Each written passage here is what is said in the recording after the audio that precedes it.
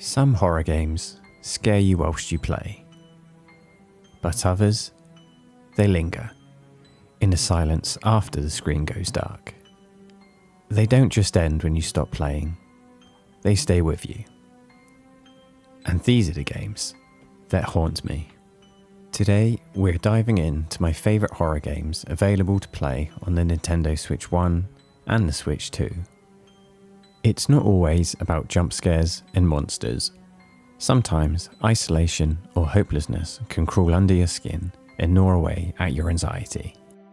It's not about the spectacle, it's about the experience. So with that said, let's begin.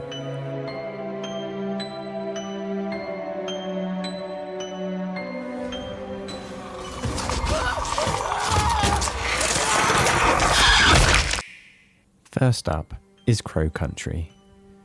A newer title, but one that feels like it's been haunting game history for decades. It's a love letter to the PlayStation 1 era. Pre-rendered backgrounds, low poly models, and thick, atmospheric fog that hides more than it reveals. You play as Mara, exploring an abandoned theme park where something terrible has happened. It's nostalgia used as camouflage. The familiar visuals disarm you, until you realise the rot underneath. The fear here is subtle, psychological. The way the park feels almost alive, the way your own curiosity leads you deeper. Some might call it too stylised to be truly scary, but it's exactly that artificiality, that unreality that gives Crow Country its edge. Performance is solid on the Switch 1, as you would expect from this type of retro-enhanced art direction, which I may add hides its technical limits beautifully. On the Switch 2, expect richer lighting and slightly smoother transitions, making the park's decay almost beautiful. There is no designated patch, so the optimal way to play this may well be on the OLED. Crow Country proves that horror doesn't die, and that sometimes a low-resolution mask can be just as scary.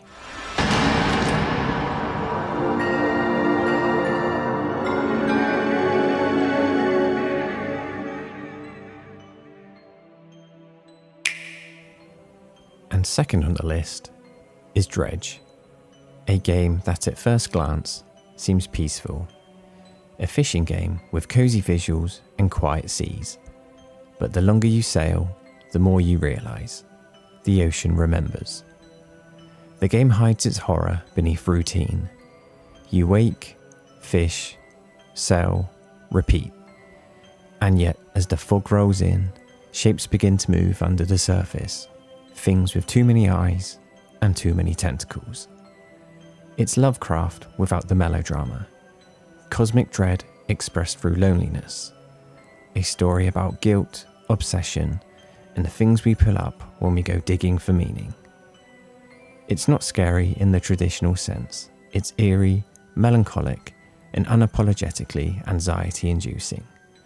That juxtaposition of the daily fishing simulator and the terrifying turn of night, and the horrors that lurk below the surface.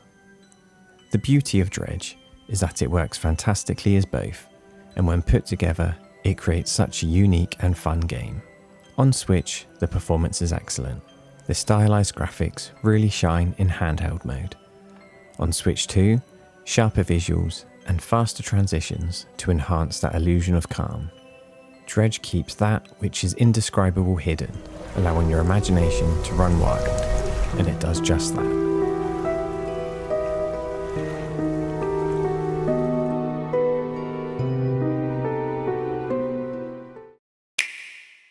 The Long Dark is a game all about silence.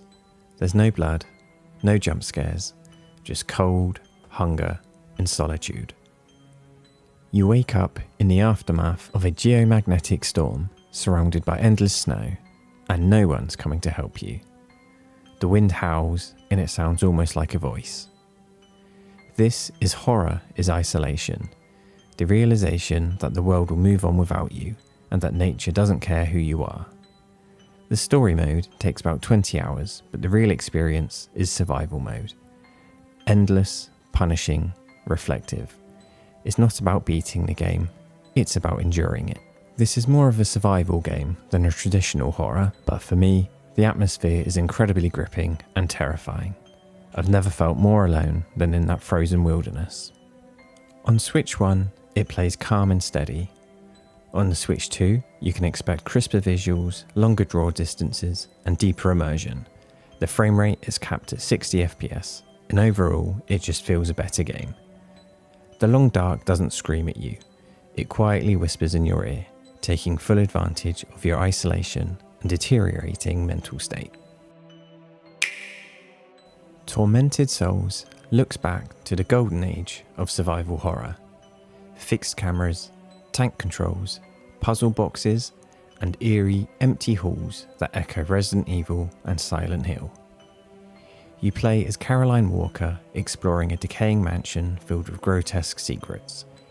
It's unapologetically old school, and that's what makes it beautiful. The horror here isn't realism, it's the atmosphere. It's that late 90s feeling of dread born from stillness and scarcity. You could argue it's not that scary, and nostalgia softens the fear, but for me, it's that unease that's always lingering. The knowledge that you're not alone in a space that feels frozen in time. It perfectly captures that essence of 90s horror masterpieces. It's been a long time since I've had that sense of dread because I have no items to save my game and I'm low on health. On the Switch, the performance is solid but visually downgraded. The lighting and texture quality take a hit, but the mood remains intact. The Switch 2 has restored detail, better lighting, and smoother movement that finally do this gothic world justice. Tormented Souls isn't a reinvention, it's a reminder that sometimes horror doesn't need reinvention at all. This is a spiritual successor to some of the most acclaimed horror games of all time, and it holds its own.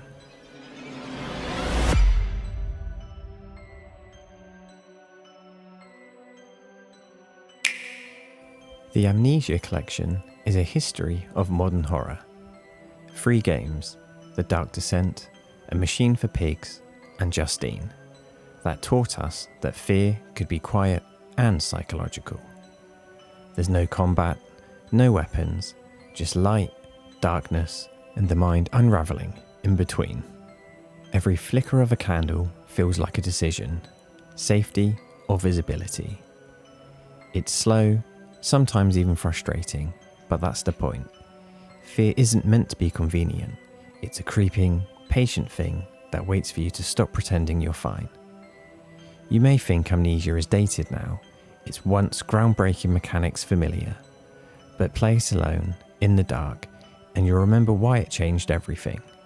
The atmosphere is incredibly creepy, and those puzzles we all love and remember are fun, and best of all, logical. The Switch version is faithful, not flashy, but stable. On the Switch 2, you have shorter loading times and deeper shadows that help, but the horror remains timeless. And honestly, with the lack of graphical fidelity here, this is another game that the OLED is just the superior option for. Amnesia isn't about what's in front of you, it's about what's behind you and inside you.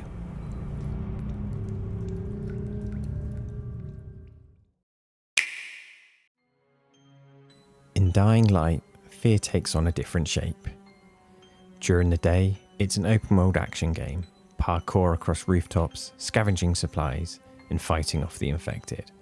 But when the sun sets, everything changes. At night, you don't fight, you run. The world that once felt like a playground becomes a cage, and every noise behind you is a death sentence. The day and night cycle is tried, tested, and brilliant. A psychological switch that makes you dread the passage of time. You can almost feel the sun slipping away, and with it, your sense of control. You could argue this isn't a horror game. Too much crafting, too much action. But for me, Dying Light is a game about fatigue. Survival is not the goal, just a burden. Let's be honest, the visuals on the Switch aren't great. It's an older port, so it does have those muddied visuals, but the performance was surprisingly strong. And whilst it didn't receive an official Switch 2 update, the visuals are slightly sharper, and the frame rate, although capped at 30, is steady. It may be a guilty pleasure of mine, but it's enjoyable. and playing around that night and day cycle and anticipating the terror and adrenaline to come. It's a game that turns freedom into fear, because even when you can go anywhere, some places you just shouldn't, but you still do. Holy shit! There's someone alive in the quarantine zone?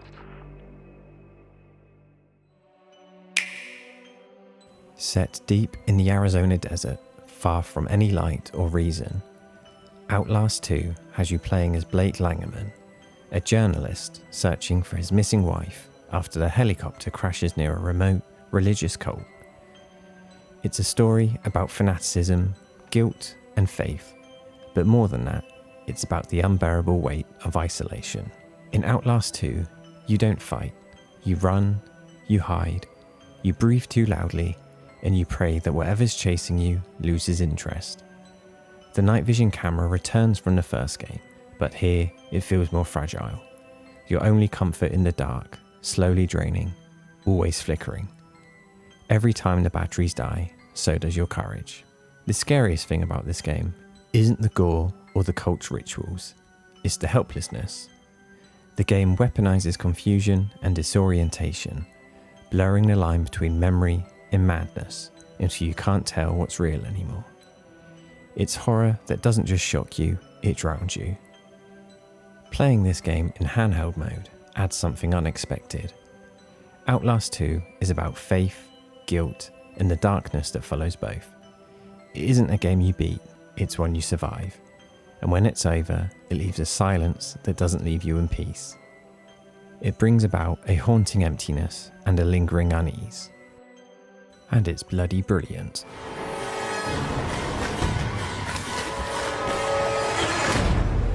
God, give me voice. God, guide my hand. God, give me voice. God, guide my hand. Now, few games capture emotional horror like The Walking Dead Season 1 does. For me, zombie flicks have never been about the fear of the zombies, it's how the survivors evolve and what they become when the world falls apart and all remnants of society fade. You play as Lee, trying to protect a young girl named Clementine, and the game forces you to make choices that never feel right.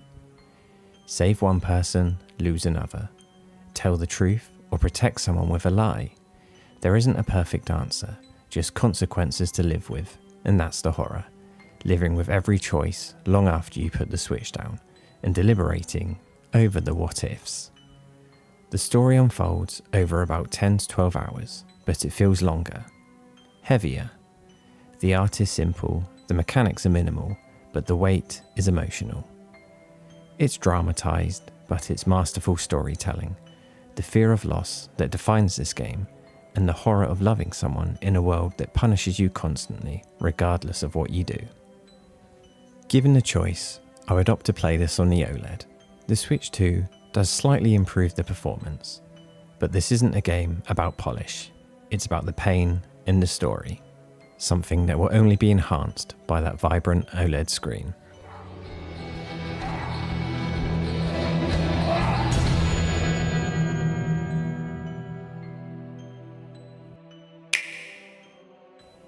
Inside is a masterpiece of quiet horror, a puzzle platformer stripped of words, explanations, and comfort. You play as a boy, small and silent, moving through a world that feels both lifeless and alive. It's not horror in the traditional sense. There are no monsters waiting around corners, but every movement feels like trespassing through something forbidden. I tried to keep a nice variety of games on this list, so I chose this over the likes of Little Nightmares and Limbo. I just personally prefer the feel and the tone of Inside. The horror here is existential. It's the dread of being watched, of realizing that you are part of something much larger, much colder than you can understand. It's not about survival, it's about inevitability. I remember finishing Inside and just sitting there, staring at the screen. Not scared exactly, but disturbed. The ending offered me no answers.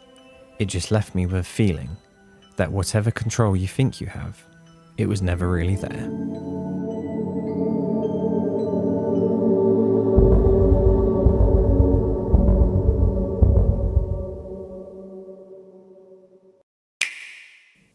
The penultimate entry on this list is a certified classic. There's something comforting about Resident Evil 4. There is nothing new here from past ports, just brilliant level and character design, stunning art direction, and incredible tension control. It's a game that shouldn't still be scary. I've played it a dozen times. But every time I step into that foggy Spanish village, hearing those chanting voices and feeling the weight of the revolver in Leon's hands, something inside me tightens. It's the rhythm of the gameplay that really gets me. The way the game balances chaos and control. You're never safe, but you're never entirely helpless either. That's what makes it so enduring. The illusion of control slipping through your fingers, stage by stage. But it's so tightly wound and intense that I will never get bored of it. This is arguably the first Resident Evil game that strayed towards action and explosions over horror. But fear doesn't always need darkness. Sometimes it just comes in the sound of a chainsaw revving behind you. With that said, however, the gunplay mechanics are crisp. The story is a little cheesy, but it's still an incredible experience. I love the remake, but for me personally, this is always the go-to version. On the Switch, Resident Evil 4 holds up remarkably well. It hits a steady 30 frames per second, even in handheld mode, and still feels surprisingly modern. On the Switch 2, with sharper resolution and faster loading times, it's the best it's ever been. For me personally, sat in bed with my headphones on, a familiar nightmare rendered in new light. And yet, even with the new polish, the fear remains the same. That fear of running out of bullets, time, and herbs.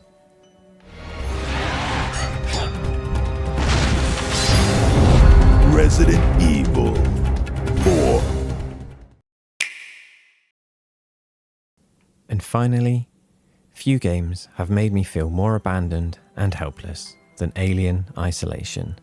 From the moment you step onto the Sevastopol station, the air feels wrong. Heavy, sterile, and full of something you can't see but know is there.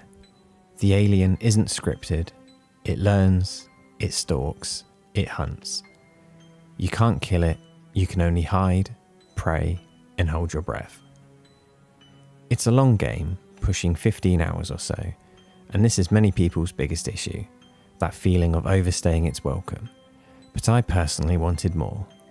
That length is part of the experience.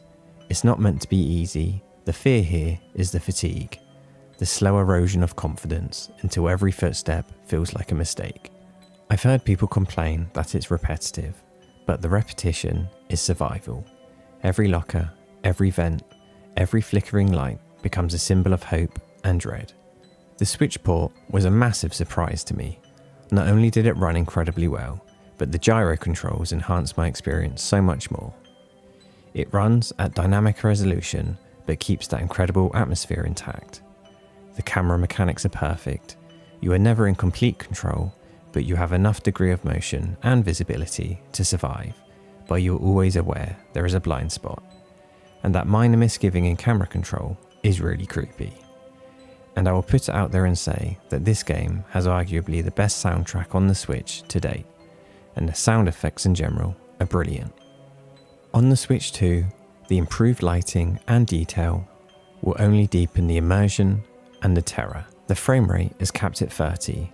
The game never received a specific Switch 2 update, but it gets the generic processing boost, and it was already ported so excellently that it only enhances what I think is the best Nintendo Switch port to